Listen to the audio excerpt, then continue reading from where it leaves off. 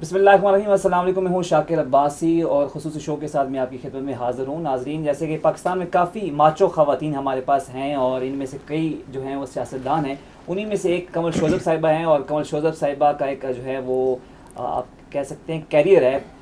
Basically PTI women wing की सदर हैं और सबसे पहले ये इन्होंने मखसूस नशस्तों पे एमएनए मुंतखब हुई थी और उसके बाद इनकी ज़िंदगी में एक पैच ऐसा आया कि जिसके बाद इन्होंने उससे काफ़ी सीखा भी और मौजूदा इलेक्शन था इसमें कंटेस्ट भी किया था और अभी जो है वो काफ़ी दोबारा सियासत में एक्टिव हुई हैं और हमारे साथ मौजूद हैं। उनसे जानेंगे मैडम कैसे गुजर रही है फ़िलहाल आपकी ज़िंदगी, एक बैड पैच भी है, उसके बाद आपकी ज़िंदगी कैसे गुजर रही है?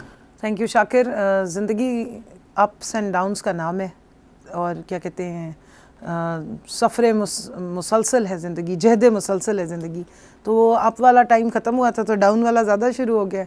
ज़िंदगी गुजर रही है। एक काफ़ी अनएक्सपेक्टेड किस्म का जो पैच था, एक काफ़ी तकलीफ़ दे पैच था कि अपने मुल्क में आप इस तरीके से आपकी ट्रीटमेंट हो रही हो, आपको गद्दार बागी डिक्लेयर किया जा रहा हो, आपको रियासती दहशतगर्द बना दिया जाए। अच्छा तो नहीं लगा, लेकिन चलें, सीखा है बहुत कुछ और गुजारा कर रही हैं। फ़िलहाल 18 एफआईआरों में बेल्स मिल गई हुई हैं। अब मज़ीद पता नहीं तकरीबन 44 मेरे ऊपर लगी हुई हैं, तो देखते हैं, आहिस्ता आहिस्ता बेल्स ले रहे हैं। दहशतगर्दी की तमाम पाकिस्तान पंजाब की अदालतें घूमाए हैं, देखा है कि कैसी होती हैं। ना मुझे वहाँ कहीं कुलभूषण यादव नज़र आए, ना मुझे कोई और नज़र आया, वहाँ हमारी जैसे ही लोग खड़े हुए होते हैं। तो आजकल ये है ज़िंदगी हमारी।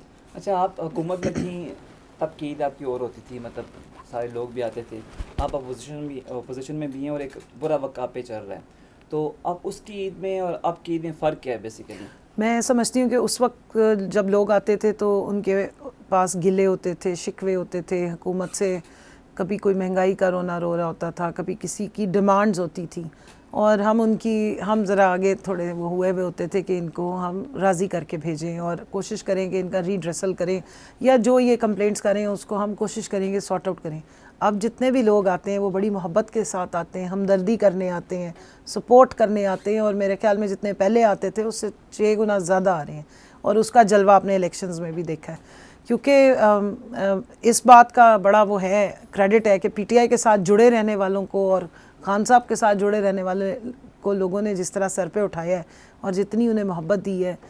मैं समझती हूँ कि इस दफ़ा की ईदें जो हैं, अब कहने को बैड पैच है, लेकिन ऐसे वक्त में जब साया भी इंसान से जुदा हो जाता है, हमारी आवाम ने, हमारे लोगों ने, हमारे वोटर्स ने और ख़ास तौर पे हमारी कॉन्स्टिट्यूंसी के लोगों ने हमें बहुत मोहब्बत दी है और खान साहब की वजह से दी है। अच्छा, ईद कैसे सेलिब्रेट करती हैं नॉर्मली? आपके मतलब क्या तरीक़ाकार होता है, कैसे सेलिब्रेट करते हैं? देखिए, ईद एक टाइम वाहिद होता है जब मैं अपनी फैमिली को या बच्चों को टाइम देती हूँ, या कोशिश करती हूँ कि घर वाले जो रिलेटिव्स हैं, जो सारे नाराज़ होते हैं कि पूरा साल आप लोग पता नहीं कहाँ होते हैं। नॉर्मली ये होता है कि कोई इवेंट्स हो रहे हो फैमिली में, कोई फंक्शंस हो रहे हैं, तो हम लोगों की अपनी जो कमिटमेंट्स चल रही होती हैं, कम से कम मैं उनको अपनी कमिटमेंट्स को ऑनर करती हूँ, मैं नहीं छोड़ती। तो इसलिए ईद पे कोशिश होती है कि एक दिन जो है कम से कम ईद का वो हम बच्चों के साथ गुजार लें। ऑल्दो कि पिछली दफ़ा ईद हमने ज़मान पार्क में गुजारी थी, 6 दिन तमाम वुमेन विंग की ख़वातीन जो हैं वो हम वहाँ मौजूद रहे थे, और रहने का मकसद ये था कि खान साहब के ऊपर कोई अटैक ना करे, और अपने तई हमने एक कोशिश की थी और बच्चों ने खैर काफ़ी मिस किया था। अब हमारा हल्का भी है, हल्का के लोग भी उसी तरह डिमांड कर रहे होते हैं जिस तरह आपकी फैमिली और बच्चे चाहते हैं कि आप उनमें रहें, उसी तरह हल्के वाले चाहते हैं कि आप उनमें रहें। कोशिश करेंगे बैलेंस कर लें हल्के में और अपनी फैमिली को, दोनों को ईद पे टाइम दे सकें। अच्छा, बेसिकली ये होता है जो लोग सियासत करते हैं उनके बच्चे जो हैं वो नज़रअंदाज हो जाते हैं, सियासत की इवेंट हम कहते चढ़ जाते हैं कि उतना टाइम वालिदैन उनको नहीं दे पाते। तो ये इसमें कुछ सच्चाई है कि वालिदैन उनको टाइम नहीं दे पाते और वो जिस तरह वो डिमांड कर रहे होते हैं कि हमें तवज्जो चाहिए होती है, उस तरह उनकी तवज्जो नहीं होती। तो आपने इसको कैसे मैनेज किया? देखिए, ये वाकई बात दुरुस्त है, और जो ज़ाहिर मेल हजरात सियासत कर रहे होते हैं तो घर में ख़वातीन होती हैं, माएँ होती हैं, वो अपने बच्चों को संभाल लेती हैं। हमारे यहाँ उल्टा चल रहा है। अब मैं क्योंकि सियासत में हूँ और मेरे जो पहले बड़े वाले 2 बच्चे हैं वो बेचारों को मैं साथ साथ लेके कभी दफ्तर में बैठी होती थी, कभी उनकी चीज़ें मिस करी होती थी। लेकिन जो मेरा सबसे छोटा बेटा है वो अब 9 ईयर्स का हुआ है, उसको तो हमने बहुत ज़्यादा ही, जिसको कहते हैं ना, उसने बहुत सफ़र किया है। मैं जब एमएनए बनी थी वो 3 साल का था, और उसके बाद वो बेचारा जो है वो इंतज़ार ही करता रहता था। फिर लेकिन ये कि मेरे बच्चों में एक स्पिरिट है, उनको मैंने एक बात समझाई है कि मैं सियासत नहीं कर रही हूँ, मैं इस मुल्क की खिदमत कर रही हूँ। मैं कोशिश कर रही हूँ कि मेरी ज़िंदगी में मैं कोई बामकसद ज़िंदगी गुजार सकूँ, इस मुल्क के लिए कुछ कंट्रीब्यूशन कर सकूँ। तो आपके ये सेक्रीफाइसेस, अगर आप सेक्रीफाइस करेंगे और मेरी वजह से कुछ बच्चों की या बड़ों की या किसी भी पाकिस्तान के लोगों की ज़िंदगियों में कोई फ़र्क आएगा तो उस मैं समझती हूँ कि उसमें मेरे बच्चों की भी बीच में कंट्रीब्यूशन या उनके सेक्रीफाइस शामिल हो जाएंगे। इस चीज़ को वो समझ गए हैं। और दूसरी बात ये है कि मेरे साथ मेरी मदर इन लॉ भी रहती हैं, वो बहुत हेल्प करती हैं, मेरी वालदा बहुत हेल्प करती हैं। तो मेरे बच्चों को मेरी वालदा ने, मेरे वालिद का इंतकाल हो चुका हुआ है, ससुर का भी इंतकाल हो चुका हुआ है, तो जब वालिद ज़िंदा थे तो वो भी काफ़ी हेल्प करते थे। फिर मेरे हस्बैंड इनको बच्चों को बहुत टाइम देते हैं। बड़े वाला तो अभी यूनिवर्सिटी चला गया है, तो बेटी और बेटा होता है छोटे वाला पास, तो वो अपने वालिद के साथ बहुत अटैच हैं। स्कूल के जितने फंक्शंस होते हैं, स्कूल के जो स्पोर्ट्स डे होता है, जो पेरेंट टीचर मीटिंग होती है, वो मेरे हस्बैंड जाके या मेरी वालदा जाके या दादी इनकी जो है वो अटेंड कर रही होती हैं। मुझे जब कभी टाइम मिले तो मैं भी चली जाती हूँ। अच्छा, ऐसा होता है मैंने इस वगैरह को ना कई दफ़ा कई बहुत अच्छा खाना बना लेते हैं और कई ने कुक रखे होते हैं। आप खाना वगैरह बना लेती हैं, ईद पे बनाती हैं या नॉर्मली आपके जो कुक वगैरह होते हैं वो बनाते हैं? नहीं, मैं खाना बहुत अच्छा बना लेती हूँ। मैंने पूरी घर गृहस्थी की है, घरदारी की है, और खाना काफ़ी अच्छा बनाना सीखा, बनाया। लेकिन यूजुअली टाइम नहीं मिलता है, तो ईद पर कोशिश करती हूँ कि कुकिंग करूँ। फिर बच्चे भी फरमाइशें कर रहे होते हैं कि वो वाली डिश आपकी बड़ी अच्छी है, वो अब पूरा साल हमने वेट किया, आपने ईद पे बनानी होती है तो वो अब बनाएं। ईद पे कोशिश करती हूँ कि बना के बच्चों को कुछ थोड़ा सा राज़ी कर दें। एक होता है कि बकर ईद पे भी मैं काफ़ी, क्योंकि मुझे गोश्त खाने का भी शौक़ है, खिलाने का भी शौक़ है, और छोटी ईद पे भी मैं बना देती हूँ। तो बच्चों को ईद जो है वो माँ के हाथ की चीज़ें मिल जाती हैं। अदरवाइज़ तो है जो घर में दादी नानी जो बैठी हैं उनसे वो फरमाइशें करते हैं, वो भी हेल्प कर देती हैं, और ज़ाहिर कुक भी है वो भी हेल्प कर देते हैं, तो मिलजुल के कुछ ना कुछ गुजारा हो जाता है। अच्छा, ऐसा होता है हम नॉर्मल लोग जो होते हैं, वैसे जैसे हम कहते हैं मुतवसत तबके या इससे ऐसे लोग जो होते हैं, हम आउटिंग के लिए फैमिली को ले जाते हैं, मतलब ईद के दूसरे तीसरे दिन, जैसे हम खबरें नहीं सुनते कि ईद का तीसरे रोज़ पार्क में चले गए। हाँ, तो ऐसे आपके लोगों की भी होती है कि आप पार्कों में नहीं जाते? नहीं जाते हैं, हम बिल्कुल नॉर्मल मुतवसत तबके के ही लोग हैं। हम कोई वो उस टाइप के नहीं है कि जी हमारी कोई हेलीकॉप्टर पे तैयारी होती है तो फिर हम किसी पुरफ़िज़ा मकाम पे जाके आधे घंटे की पिकनिक करके आए हैं। हम भी उसी तरह ही जाते हैं। और मैं ज़रा, क्योंकि मुझे बचपन से शौक़ है आवाम के बीच में रहने का, हल्ले गुल्ले, जहाँ रोशनियाँ होंगी, जहाँ आम पब्लिक आई भी होगी, मैं वहाँ जाके ज़्यादा खुश होती हूँ। तो मुझे कोई मॉल्स वॉल्स में जाने का शौक़ नहीं है, मुझे खुली जगहों पे जाने का, मुझे लैंडस्केप जहाँ पे अच्छा हो। और मेरी यूनिवर्सिटी कायद-ए-आज़म यूनिवर्सिटी है, तो मैं अगर कभी मुझे टाइम मिलता है ना तो मैं उस साइड पर ज़रूर जाती हूँ। वो बहुत खूबसूरत जगह है, बरी इमाम वाली साइड जो है वो जगह, मैं बच्चों को भी वहाँ ले जाती हूँ। और वहाँ पे जो पीछे पानी वाला सिस्टम है सारा, मलपुल गाँव का इस दफ़ा हमने प्लान बनाया हुआ है, जाके देखते हैं कि क्या सीन है, क्योंकि वो एक नेचुरल वहाँ पे ब्यूटी है इस्लामाबाद की अपनी। और मुख्तलिफ पार्क्स में भी अच्छा लगता है, लेकिन कोशिश ये करते हैं कि उस साइड पर चले जाएं, या जैसे ऊपर मुनाल से आगे वाली जो जगह हैं वो खूबसूरत है ज़रा। तो इस्लामाबाद में तो इतनी अच्छी लैंडस्केप है, इतनी अच्छी जगह हैं। बच्चे फिर कहीं और उन्होंने अपना कोई ना कोई हिसाब रखा हुआ होता है। छोटे वाले ने कोई ज़ू रखा हुआ होता है कि जी वहाँ लेके जाना है, या वो कुछ और उन्होंने झूले पार्क वाक रखा हुआ होता है। तो उसमें मैं कोशिश करती हूँ कि मैं ना ही जाऊँ, क्योंकि वो मेरे लिए खासा बोरिंग है। लेकिन मुझे वो अपनी यूनिवर्सिटी वाली साइड बहुत पसंद है। वहाँ पर जो हमारे हट्स हैं यूनिवर्सिटी के, उनका खाना बहुत पसंद है। वहाँ पे मैं आपकी आवाम को भी कहूँगी कि हमारे जो हट्स थे स्पेशल, वहाँ पे दाल मलका दाल कहते हैं, दाल माश बहुत अच्छी मिलती है। एक वहाँ पे क्राइसिस डिश है, वो बहुत अच्छी है। और वो क्राइसिस की बड़ी ज़बरदस्त स्टोरी है कि वो स्टूडेंट्स को रात का बचे हुए खाने को ना ऑमलेट अंडे में मिक्स करके दे देते हैं। जो कुछ भी हो, जो सालन भी होगा ना, वो वहाँ पर वो ऑमलेट अंडा बनाएंगे, उसके अंदर पालक भी होगी, उसमें चने की दाल, जो कुछ भी बचा हुआ होगा वो डाल के वो आपको देंगे, और वो बड़ी ही मज़े की होती है। तंदूर की रोटी के साथ कभी ट्राई करें। मतलब रात का खाना मिस नहीं होने देते, मतलब कुछ भी मिस नहीं होता। वो क्राइसिस है ना, मैनेजमेंट है स्टूडेंट्स के लिए। और स्टूडेंट सुबह वहाँ का जो पराठे हैं, बड़े स्पेशल पराठे मिल रहे होते हैं हट्स पे, और उसके साथ क्राइसिस मिलता है, आपके मुंह में पानी आना शुरू हो गया, और साथ चाय मिलती है, और वो बहुत ही आला होती है। आपने तो मुनाल का जिक्र किया कि वहाँ पे लोग चले जाते हैं, आगे काफ़ी रिजॉर्ट भी बन गए हैं। थोड़ा आगे जाओ हरीपुर में, जैसे बरी इमाम का जिक्र किया, तो वहाँ पे इस्लाम वो तो गाँव है जहाँ पे पीर साहब ने जहाँ पे चिल्ला काटा, तो वो एक जहाँ पे भैंसे वाला का एक जिक्र है। तो उस साइड पर कभी जाना हुआ? मैं ना, आपको शायद याद होगा कि मारगला पे बर्फ़बारी हुई थी तकरीबन 8 साल पहले। बिल्कुल हुई थी। तो उस टाइम पे हम बहुत आगे तक गए, और वो सारा कुछ देखे और फंस भी गए, कोई 8-10 घंटे वहाँ फंसे रहे। तो उस तरफ जाना होता रहा, काफ़ी जाना होता रहा। बड़ी खूबसूरत जगह है वहाँ पे। वो आप एक ख़ास टाइम क्रॉस करें तो फिर उसके बाद लैंडस्केप बहुत फ़र्क है। तो पाकिस्तान से बहुत ज़्यादा ही इश्क किया है, मोहब्बत की है। तो पाकिस्तान के अंदर और इवन इस्लामाबाद के आसपास के जितने इलाके हैं, इवन मुझे तो, मैं जब अपने इलाके में जा रही होती तो मुझे खेतों को देख के इतनी खुशी हो रही होती है, फसलें देख के मैं कह रही होती हूँ या अल्लाह कितनी, पाकिस्तान में कितनी तेरी रहमत। अभी मैं चक्कर लगा के आई हूँ तो गंदम के खेत जो हैं वो तैयार थे, और उसमें शाकिर अगर आप कभी जाके देखें ऐसी खूबसूरती है कि आधा खेत गोल्डन नज़र आ रहा है, आधे में लाइट ग्रीन, यानी आधी गंदम पकी हुई है किसी जगहों पे, कहीं पे अभी सब्ज़ थी, कहीं पे बहुत बड़ा सट्टा है, कहीं पे ज़रा सा वाइटिश गोल्डन है। वो गोल्डन के इतने शेड्स थे कि वो देख देख के मैं खुश हो रही थी। पंजाब में सरसों के खेत भी बड़े, हाँ, लेकिन जो गंदम जिस वक्त तैयार होती है ना तो वो देखने वाला मंजर होता है। फिर बंदा कहता है कि यार कितनी खूबसूरती अल्लाह ने दी है इस मुल्क को, कितना नवाजा है, बस हुक्मरान अच्छे दे दे तो क्या ही बात है। आप इस्लामाबादियन, बेसिकली इस्लामाबाद में रहती हैं, यहाँ से आपने सियासत का आगाज़ किया, आप कैद में होगा, आपने उस सेनेट का इलेक्शन लड़ा था। जी हाँ, MNA बनने से पहले। लेकिन आपने जब कौमी असम्बली का इलेक्शन लड़ा वो जाके आपने अहमदपुर शर्किया से लड़ा, इसकी क्या वजह? देखिए मेरा ताल्लुक़ N 166 अहमदपुर शर्किया से ही है। मेरा डोमिसाइल भी भावलपुर का, मेरे घर का है, वहाँ पर अहमदपुर शर्किया में मेरे दादा का जो घर है उसी घर का ही है। मैं वहीं पढ़ती रही हूँ भावलपुर में। मेरे वालिद साहब की, क्योंकि वो फ़ौज में थे और फिर रिटायरमेंट के बाद वो फौजी फाउंडेशन में भी काम करते रहे हैं, फौजी फर्टिलाइज़र में भी, तो वो पिंडी शिफ्ट हुए थे। और जब मेरी शादी हुई है तो उस वक्त मैं पिंडी थी। मैं बेसिकली इस्लामाबादियन नहीं हूँ। पिंडी के कुछ अरसा रहने के बाद फिर मैं लाहौर शिफ्ट हो गई थी, मेरे हस्बैंड की वहाँ जॉब थी, फिर हम कराची चले गए थे और मैंने अपनी सियासत कराची से शुरू की थी। बेसिकली तो मैंने वहाँ से स्टार्ट किया था। रजिस्ट्रेशन वगैरह तो मेरी पहले ISF से हुई थी। पार्टी को तो मैंने ज्वाइन तब किया था जब मेरे पास ID कार्ड भी नहीं था।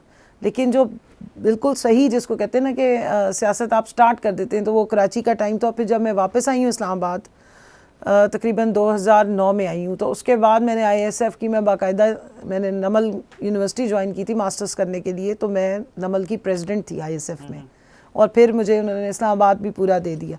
और उसमें यह है कि वो मेरी मतलब मेन वो मेरी ओरिजिन है, मेरे वालिद वहीं दफन है, मेरा घर भी वहीं है, हमारी जो आबाई ज़मीन है, मेरे वालिद की ज़मीन भी वहीं है, बाकी भी जो कुछ छोटा मोटा है वो सब वहीं है। तो हम ईदें बकरीदें करने भी वहीं जाते रहे हैं। और मेरा क्योंकि ससुराल का ताल्लुक़ भी गुजरात से है तो वहाँ पे भी आना जाना होता है। सो इस्लामाबाद में तो मैं रहती हूँ। और वो आपने बिल्कुल सही याद किया, सेनेट का इलेक्शन में जो पार्टी ने उस वक्त कहा था कि लड़ें आप यहाँ से। और उसके बाद खैर अब क्योंकि मेरा हमेशा से, मैंने जब से मैं इवन MNA भी बनी थी, उससे पहले भी 2018 में भी मैंने टिकट, उस वक्त NA 174 थी, NA में 174 से ही मैंने टिकट अप्लाई किया था, पार्टी से तब भी मांगा था। और ज़ाहिर है उस वक्त वो जो अभी लोटा है समी गिलानी, जिसको अभी जिताया गया मेरे अगेंस्ट, उसको उस वक्त पार्टी ने टिकट दे दिया था। और उसके बाद भी मैं जितने काम करवाती रही डेवलपमेंट के, खान साहब से स्पेशल मैंने बड़ी मेहनत करके उनसे मांगती थी कि जी मेरे इलाके में बहुत गुरबत है, पानी की प्रॉब्लम्स थी, तालीम का प्रॉब्लम था, वो सारा कुछ मैं उसी हलके में ही जाके करवाती रही। तो दिल मेरा वहीं है, जाना आना भी वहीं होता है, तो इसलिए इंशाल्लाह इलेक्शन भी वहीं से ही लड़ा है और वहीं से ही आइंदा लड़ना है। सर कराची की आपने बात की कि वहाँ से आपने सियासत शुरू की, वैसे कराची जाओ तो आपको 3 बजे भी नहीं लगता कि यहाँ पे कोई फ़र्क है, वही लगता कि दिन का टाइम है। तो कराची कैसा पाया, रोशनियों का शहर जिसे हम कहते हैं, मैंने तो ऑब्ज़र्व किया कि वो रोशनियों का शहर है। अगर अमन अमान की सूरत हाल सही हो तो उस जैसा, आपको पता है इस्लामाबाद में हम रहते हैं लेकिन 6-7 जगहों के बाद हमें जगह भूल जाती है कहीं घूमना है। कराची 6-7 ज़िले मतलब घूमते रहो पूरा दिन तो तब भी ख़त्म नहीं होती। मुझे वैसे कराची इतना पसंद था कि मैंने वहाँ पे घर लेने का प्लान किया, हमने घर की बात पक्की कर ली हुई थी। और वो फिर मेरे हस्बैंड उस वक्त बैंक में जॉब करते थे, इनकी पोस्टिंग उन्होंने कर दी इस्लामाबाद, और मैं रोती भी आई थी, मेरा कोई इरादा नहीं था आने का। मैंने इनको कहा आप चले जाएं, मैंने कराची ही रहना है। बच्चे बहुत अच्छा पढ़ रहे थे वहाँ पे, छोटे थे बहुत। मैं कहा जी मैंने कराची रहना है, मैंने नहीं जाना, मुझे बहुत पसंद था कराची। तो खैर वो फिर उन्होंने कहा कि तुम अकेली कैसे रहोगी, तुम्हारे यहाँ पे कौन से कोई बैठे। मेरे वालिद साहब भी वहीं थे तब, मेरे वालिद वालदा भी कराची में ही थे। अच्छा, और यकीन माने शाकिर, वहाँ पे आप बिल्कुल ठीक कह रही हैं, रात को 3-3 बजे तक हम फिरते थे और इतनी रोशनी और आसमान भी रोशन लगना और खाने पीने की जगह खुली हुई हैं और एक्साइटमेंट और रौनक। जब मैं इस्लामाबाद में आई तो इतना मुझे डिप्रेशन शुरू में हुआ है। बंद हो जाता है। और मैं आई फरवरी में, मैं 5 फरवरी को यहाँ लैंड की थी, शदीद सर्दी थी, शदीद डिप्रेशन था। और उस वक्त 2009 में इतनी कोई यहाँ पे ना एक्टिविटी भी नहीं थी, बड़ा ज़रा माहौल डल ही था।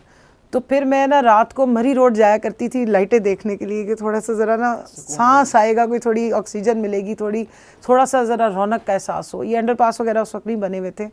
और अभी इस्लामाबाद का ये जो अब माहौल है, इस्लामाबाद में भी अब काफ़ी लाइफ आ गई है। सेंटोरस वगैरह भी उस वक्त तक नहीं बना हुआ था, और ये बाकी सारे मॉल्स भी यहाँ के इतने नहीं बने हुए थे, ना इतना बाहर यहाँ पे आउटिंग का, ना खाने पीने का कोई रिवाज नहीं था। ये देखते ही देखते फिर उसके बाद स्टार्ट हुआ है, शायद अल्लाह ने मेरी सुन ली। तो बड़ा मुझे ना शुरू में बहुत टेंशन होती थी, आके बड़ा डिप्रेशन फील होता था। और वो सर्दी में जंगल जंगल नज़र आना, धुंध होनी अंधेरे में, मतलब इतनी धुंध नहीं लेकिन रात का वो सर्दी की जो एक ख़ास धुंध होती है, तो वो हमें क्योंकि इतनी आदत भी नहीं रही थी सर्दी बर्दाश्त करने की और ज़रा रौनक की, रोशनी की, तो बड़ा शुरू में आके डिप्रेशन फील हुआ। लेकिन अब जो इस्लामाबाद का हो जाए वो फिर कहीं नहीं और जा सकता है। इस्लामाबाद का मौसम भी ऐसा है कि बंदा यहीं का हो। लेकिन मैं आपको एक यहाँ बैठे हुए एक ज़रूर एज लूँगी, हमेशा मैंने जब भी मैंने अपना तारुफ कराया, मेरी 2018 से लेके जितना अरसा असेंबली में रही हूँ उसकी कोई तकरीर उठा के देख ले, मैंने हमेशा बताया मेरा ताल्लुक़ अहमदपुर शर्किया से, और भावलपुर में मैं पढ़ती रही हूँ रहे, क्योंकि मेरे फादर की पोस्टिंग भी वहाँ रही है। भावलपुर एक पाकिस्तान का ऐसा शहर है कि शायद लोगों को पता ही नहीं, कितना खूबसूरत, कितना पीसफुल और कितना कॉम्पैक्ट शहर है। उसमें एजुकेशन भी हर तरह की है, लिविंग बहुत अच्छी है, बहुत क्वालिटी की लिविंग है, बड़ी पीसफुल है, क्राइम रेट ज़ीरो है बाय द वे भावलपुर में। और वहाँ पे अगर आप चले जाएं तो इतना साफ़ है, और खाने पीने की एक्स्ट्रा ऑर्डिनरी अच्छी चीज़ें मिलती हैं और सस्ती मिलती हैं। तो भावलपुर जैसा कोई शहर ही नहीं है। अगर जाके इस्लामाबाद के बाद जो है डिज़ाइन से बना हुआ भावलपुर ही बना हुआ, इसमें कोई सदाकत है? बहुत है, और बहुत खूबसूरत शहर है मेरा, क्योंकि बचपन बहुत वहाँ गुजरा है, मेरी बड़ी अटैचमेंट है और मैं जाती आती भी हूँ। मेरे वालिद साहब क्योंकि अहमदपुर में दफन है तो मेरा बहुत ज़्यादा वहाँ पे दिल लगता है। अहमदपुर को तो अभी बहुत ज़्यादा, मतलब 40-50 साल वो बाकी पाकिस्तान से बहुत पीछे है। उधर तो आप जाएंगे तो दुख ही होता है इंसान को कि यार ये शहर क्यों नहीं चेंज हो रहा। 40 किलोमीटर आगे है भावलपुर से, और भावलपुर से आप निकलते जाएँ और अहमदपुर पहुँचे तो आपको लगेगा आप गारों के ज़माने में आगे, इतना वो पीछे है। देही इलाका है सादा। जो भावलपुर था, रियासत भावलपुर थी ना, नवाब का जो मेन उनका जो मेन महल है वो डेरा नवाब में है। अहमदपुर शर्किया का असल नाम है डेरा नवाब साहब, क्योंकि वो डेरा वहीं है उनका। लेकिन मुझे वहाँ पे बड़ी दुख होती है जाके, दुख इस बात से होता है कि एक तो महलों वाला शहर है, इतने महल है, 5 महल है वहाँ पे, 4 मेन है वहाँ पे, मसाजिद है, किला दलावड़ है, बड़ा कुछ है, आपको बड़ी ग्लैमरस स्टोरीज मिलेंगी। लेकिन दूसरी तरफ अगर आप गुर्बत देखते हैं तो फिर आप कहते हैं एक तरफ महल है और दूसरी तरफ सिर्फ झोंपड़े हैं, दरमियान वाली क्लास ही कोई नहीं है। जो लोग वहाँ से कुछ पढ़ लिख जाते हैं, हमारी टाइप के लोग होते हैं, वो वहाँ से छोड़ के निकल जाते हैं। और यही बात मेरे वालिद ने मुझे कही थी, उन्होंने मुझे बाउंड किया था कि अगर तुम्हें कभी अल्लाह मौका दे, और सियासत में वो इतने राज़ी नहीं थे मेरे सियासत में आने से, क्योंकि हमारी फैमिली में ख़वातीन या लोग वैसे ही सियासत में इतना नहीं जाते थे, तो मुझे उन्होंने यही सिर्फ एक बात पे परमिशन दी थी कि अगर कभी ज़िंदगी में अल्लाह मौका दे या कुछ बनो तो अपना इलाका मत भूलना। तो और दूसरा खान साहब की मैंने मिसाल देखी कि मियाँ वाली को उन्होंने कैसे उठाया है, किस तरह वहाँ बच्चों के लिए। मैंने भी अपने इलाके में कैंपस अप्रूव कराया इस्लामिया यूनिवर्सिटी का, सबसे पहला मेरा काम ही वही था, और वो बनना भी शुरू हो गया। लेकिन क्योंकि हमारे जो मुखालिफिन थे 16 महीने की हुकूमत में समी गिलानी को ही सबसे ज़्यादा प्रॉब्लम थी, तो इन्होंने रुकवा दिया था। लेकिन ये कि उस इलाके में अभी रेगिस्तान है ना, चोलिस्तान है बेसिकली, तो बहुत तरसीवी जगह है, वहाँ पे फंड्स भी नहीं पहुँचते, वहाँ लोग भी नहीं जाते। और लेकिन अदरवाइज़ अगर आप भावलपुर जाएं आपको एक बड़ी खुशी का एहसास होता है। वहाँ सारे उस डिवीज़न के लोग जो हैं वो अपने बच्चों को पढ़ाने के लिए वहाँ आके रुकते हैं, बिकॉज़ वहाँ पर आपके पास सादिक पब्लिक स्कूल है, वहाँ आपके पास मेडिकल कॉलेज है, वहाँ आपके पास मेन यूनिवर्सिटी का कैंपस है, और वहाँ पे इंग्लिश मीडियम अच्छे स्कूल्स हैं, प्राइवेट स्कूल्स भी बहुत ज़्यादा हैं, और भी हर तरह की डॉक्टर्स की सारी फैसिलिटी वहाँ पर है, आपको अच्छे से अच्छा डॉक्टर भी मिल जाएगा। तो बेसिकली एक एजुकेशन और हेल्थ का सिटी है, तो आसपास के जितने इलाके के लोग हैं वो ज़्यादा जाके भावलपुर ठहरते हैं, तो इसलिए वहाँ पे एक अच्छी आपको क्वालिटी ऑफ लाइफ बहुत बेहतर है। और शहर भी अब काफ़ी एक्सपेंड हो गया है, वहाँ पे भी मैंने काफ़ी डेवलपमेंट देखी है, लास्ट 10 ईयर्स में काफ़ी कुछ फ़र्क आया है। लेकिन आगे मैं आपके तवज्जुह से कहूँगी कि थोड़ी सी फंड्स जो है ना उनकी डाइवर्जन अहमदपुर की तरफ भी होनी चाहिए। गवर्नर साहब हैं आपके भावलपुर से, अगर वो ना लगाए तो कौन लगाएगा? हाँ, ये अगर अल्लाह करे कि लगाने वाले जो जब निकल के आ जाते हैं अपने इलाकों से, तो फिर उनको याद रहना चाहिए कि हमारा किस इलाके से ताल्लुक़ है, और उस इलाके के लोगों की बेहतरी सोचे, ना ये कि सड़कें बनवा के ठेके अपनी जेब में। सिवेज का कोई चीज़ अप्रूव होती है, जो मैंने एक्सपीरियंस किया अपने दौर में देखा है कि वो आप कोई भी चीज़ अप्रूव कराते हैं उसमें करप्शन शुरू हो जाती है, फिर वो प्रोजेक्ट वहीं रुक जाते हैं, तो पैसे बचते हैं बस फिर वो गलत। मैंने देखा तौसा शरीफ के पास ही जब फ्लड आया तो वहाँ पे उस्मान बुज़दार साहब ने काफ़ी काम करवाए थे अपने दौर में अपने इलाके में, तो काफ़ी सड़कें पक्की थी, मुझे लग रहा था कि उस्मान बुज़ारका वज़ीर-ए-आला है, अदरवाइज़ तो नहीं लग रहा था, लेकिन वहाँ पे लग रहा था। मैं भी गई थी वैसे, वहाँ पे काफ़ी पैसे जैसे बांट के आई थी, काफ़ी इमदाद भी लेके गई थी, और लोग भी गए थे क्योंकि फ्लड से वहाँ लोग बड़े अफेक्टेड हुए थे। लेकिन बात ये है कि काम वो कराने चाहिए, ह्यूमन रिसोर्स डेवलपमेंट बहुत ज़रूरी होती है। अगर उस इलाके की यूथ अब हमारे पास है भी ज़्यादा, हमारे इलाकों में जो है वो पॉपुलेशन का ग्रोथ रेट ज़्यादा है, तो बच्चे ज़्यादा पैदा होते हैं और ज़ाहिर है उनको बेचारों को काम पे भी जल्दी लगा लिया जाता है। तो उनके लिए अगर हमारे पास अपॉर्चुनिटीज़ होंगी कारोबार की, तालीम की, सेहत की, तब हम उस इलाके में कोई तरक्की कर सकते हैं। अदरवाइज सड़कें खाली बनाने से तरक्की नहीं होती। अच्छा, एक ज़िंदगी में आपका बैड पैच आया, पहले आपने थोड़ा अरूज देखा, काफ़ी अरूज देखा, उसके बाद आपके ऐसा वाक़या हुआ कि आपको झुकना पड़ा, तो वो दौर कैसा था? उसमें कहते हैं लोगों को सीखना पड़ता है कि शहरयार अफरीदी की किसी ने उन्होंने बात की थी कि आपके अपने जो लोग हैं वो आपसे दूर होने लगते हैं कि यार ये हमारे मथे ना लग जाएंगे पे। तो आपके साथ भी ज़िंदगी में ऐसा है, वो स्पेशल वो एक दौरानिया जब आप कहीं जगह चेंज करके मतलब जाती रहीं, तो वो दौरानिया आप पे भी एक बैड पैच गुजरा, कैसा रहा वो एक्सपीरियंस, कैसा रहा और लोग का रवैया कैसा रहा? देखें, मेरा ख्याल है इंसान सीखता ही जब बैड पैच आता है उसमें। और अगर आप अपने तमाम अम्बिया की ज़िंदगी पढ़े तो वो मुश्किल टाइम या वो बैड पैच सबने देखा है, और इंसान की आई थिंक कि तरबियत ही उस बैड पैच में होती है अगर वो समझ जाए तो। और उस टाइम पे अल्लाह की रस्सी भी मजबूती से थामनी ज़रूरी है कि आपकी कन्विक्शन भी हो। तो हमें तो एक हौसले का पहाड़ हमारे सामने है, इमरान खान जिसका नाम है, जिनको हम देखते हैं खान साहब को कि कभी उनके मुँह पर कंप्लेंट ही नहीं आई। अभी ज़ाहिर है मई के फ़ौरन बाद तो वो अरेस्ट नहीं हुए थे, अगस्त में जाके अरेस्ट हुए थे, तो वो 2-2.5 महीने उनसे इंटरेक्शन भी रही। तो बैड पैच था, और ऐसे ही है कि वो साया भी इंसान से जो कहते हैं कि जुदा हो जाता है, और लोग हमसे ना बात करना चाहते थे, घर खाली पड़ा हुआ था, घर से मुलाजिम भाग गए, जिसको फ़ोन करें वो फ़ोन उठाना पसंद ना करें, वो कहें दोबारा हमें कॉल ही ना करो।